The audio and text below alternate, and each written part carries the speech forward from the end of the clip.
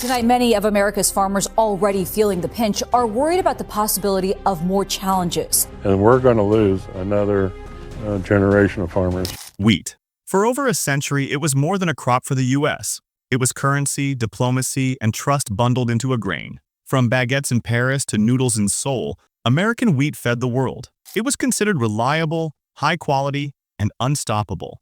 But not anymore. Today, nations that once lined up for U.S. wheat are quietly walking away. And where are they turning? To Canada. No press conferences, no dramatic bans, just contracts signed elsewhere, ships rerouted, and silos back home. Filled, but forgotten. Let's start where the cracks first appeared. The Philippines. For decades, it was one of the U.S.'s most loyal wheat buyers. Up to 90% of its annual 3 million tons came from American fields. But in May 2025, one of the country's top millers canceled 12,000 tons of U.S. wheat with no explanation. Within a week, they signed a 110,000-ton deal with Canada and Australia. And that wasn't about price. American wheat was still cheaper. It was about risk. Buyers cited delays, policy disputes, unexpected inspections, and rising insurance costs for U.S. shipments. Every container now came with extra headaches. Canadian wheat, on the other hand, arrived clean, pre-certified, and on time. And the fallout spread fast. North Dakota, Kansas, and Nebraska, 3 wheat powerhouses, saw inventory spikes of over 40%. Trains waited to load. No orders came. In some parts of Oklahoma, crops were left in the field, unsold, unharvested. One farmer near Wichita said, "We didn't even bother finishing the harvest. What's the point if there's no one to sell to?" As American wheat sat idle, Canadian wheat moved. Shipments flowed to Southeast Asia. Millers in Manila, bakers in Seoul, and pasta factories in Italy made the switch. Not with protests, not with outrage, but with silence. The same silence that echoes in empty U.S. grain elevators today. Next came France. The home of baguettes and boulangeries once depended on hard red winter wheat from Kansas. In 2025, those contracts fell to their lowest level in over 2 decades.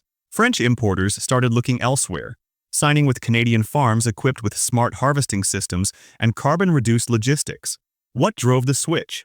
U.S. wheat struggled to meet new European standards on pesticide residue, emissions, and delivery windows. Canadian wheat, by contrast, arrived precisely documented, digitally tracked, and free of legal headaches. From Marseille to Lyon, the bread stayed the same. The supplier just changed. Then South Korea. For years, it sourced nearly 40% of its wheat from the U.S. By mid-2025, that number dropped below 17%. Glyphosate residue levels were the main issue. Korean standards tightened. U.S. wheat often failed to comply. Canadian wheat didn't. And when factories rely on flour to feed millions, predictability becomes more valuable than price. In Mexico, the story cut deeper. It wasn't just trade, it was partnership, a neighbor, a friend.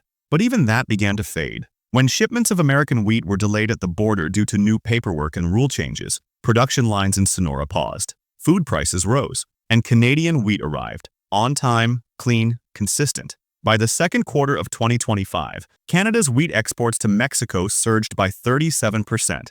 U.S. exports fell by 40%. Quietly, the neighbor turned north, not to the U.S. but to Canada.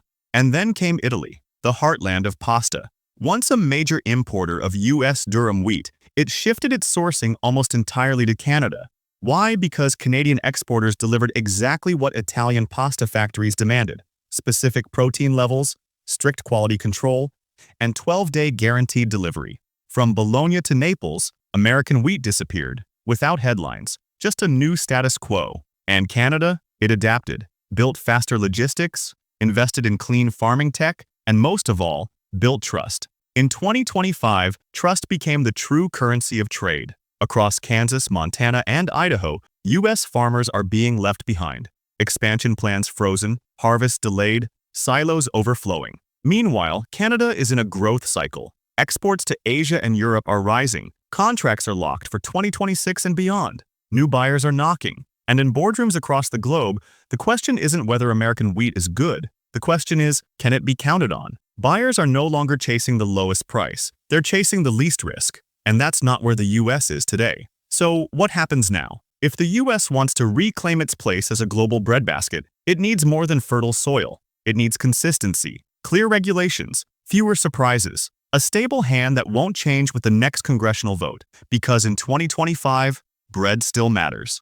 But trust matters more. If you found this story insightful, hit like, subscribe to Brief State, and turn on the bell. Because what's happening to wheat could happen to any export. And in global trade, once trust breaks, it doesn't return quietly.